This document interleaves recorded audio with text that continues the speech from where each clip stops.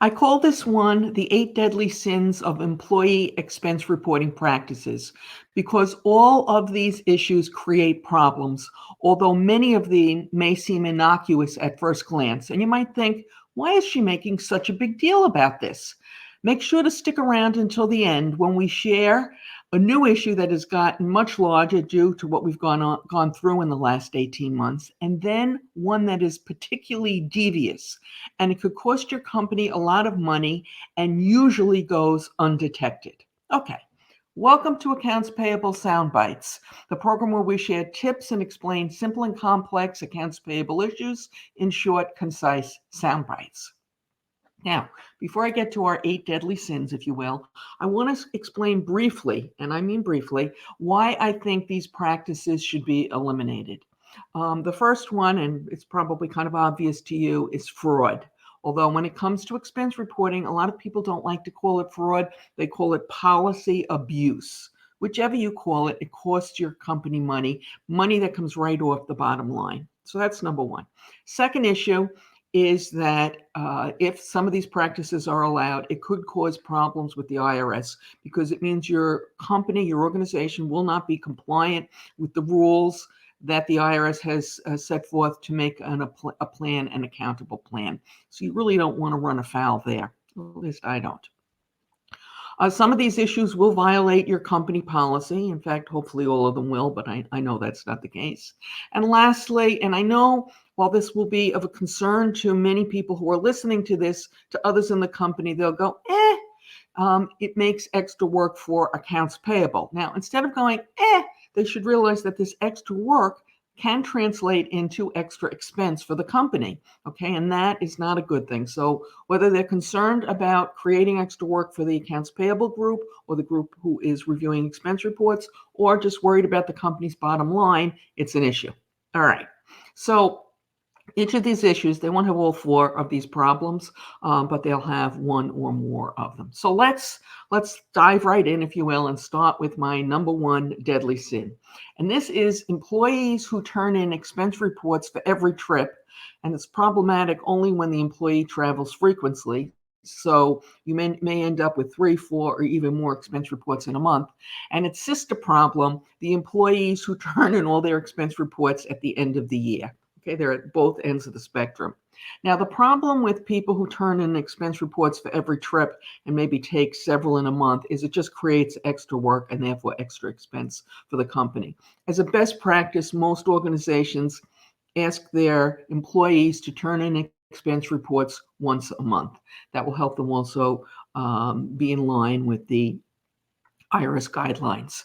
Okay, now the reverse problem is the employees who save up all their expense reports, either because they get behind or in some cases because they look at it as a savings plan, if you will, and then they return them in all at usually year end because usually they're saving for Christmas. Now, first of all, this runs afoul of the IRS guidelines about timely submission of expense reports, number one. And number 2, it creates a lot of extra work for the group handling the expense reports at a time in the year when they don't have extra resources. End of the year, everybody's trying to get end of year done. And if your end of the year is also the end of the calendar year, you have holidays, etc. So it is a practice that should be discouraged. And again, the IRS issue. Okay, deadly sin number 2. Employees who have numerous cash expenditures right under the dollar limit for your receipts. So if, for example, your receipt level is $25, i.e. employees have to turn in receipts for everything over $25, and you start to analyze the data and you find employees who have more than an occasional $24.50 expense, etc., it could be a problem. This is what the problem is. The employee goes out, they're on a business trip, they go out for a meal, the day's over, and they decide, I'm tired, I'm just going to stop at McDonald's or some fast food chain and grab a quick hamburger and take it back to my room. And so maybe they spend $8 or $9, whatever that costs, whatever they get, and then they realize, but I only have to turn in the receipts if it's over $25. So they put down that they spent $24. $24.95. This is the reason, to be perfectly honest, that many organizations have lowered the receipt level. So what you can do is lower the receipt level. And remember, just because you get all these receipts doesn't mean that you have to actually verify them, check them. So you can lower the receipt level, or you can require the detailed meal receipt on meals. It's an unfortunate issue, but it's one that we have. Also, if you have a company credit card and you're mandating that the employees use the company credit card for items like this, that will help also. Okay, item number 3, and when I first tell it to you, you're going to say that, well, why is that a problem? Okay, let me explain. So problem number 3 is employees who book flights at the last minute. Now, sometimes there's a business necessity, and so people book at the last minute, okay? It is what it is. The decision for the trip was made late, and so they book at the last minute. The problem with last minute tickets is they're often very, very expensive. I once took a 2-hour flight where I booked in the morning and took the flight in the afternoon, and it was 2 hours, remember, $1,200, not first class, and I ended up sitting in the middle seat. Okay. Now, why would an employee wait till the last minute? If they want to upgrade to first class, because the company won't pay for first class, but they're going to upgrade using their miles, those few upgrades go to passengers who have paid basically the most for their tickets at the highest ticket grade level, whatever it is, okay? So the employee knows by waiting till the last minute, they stand a better chance of getting that coveted ability to upgrade. Your managers, who should be reviewing expense reports, will be in the best position to determine if that's what's actually going along. Okay, next deadly sin number 4. And again, these are not easy to find. They're often difficult. Okay, but this one, I've seen it in a number of times at companies I've worked for, and so you may see it also. I expect some of you will have the same experience. And this is employees, usually managers, who have a lower level employee expense a meal or another item. So let's say I go out with my boss for lunch. Lots of times on Friday. The example that I'm aware of, it happened every Friday. So my boss and I go out for lunch. As you know, as a best practice, the boss should be paying for that, putting it on his or her expense report, and then having it approved. But the way they get around this is the employee puts in for it on their expense report, the manager approves it, and then there's no further scrutiny as to whether this meal was required or not. So that's kind of difficult to find, but as a best practice, your policy should state that no one should benefit or be a beneficiary of something that they approve. It should be kicked one level higher. So anytime that you find this, you have a chat. And of course, your policy should state this so there can be no misunderstanding. Because if you don't spell it out in your policy, there's always a chance for that misunderstanding.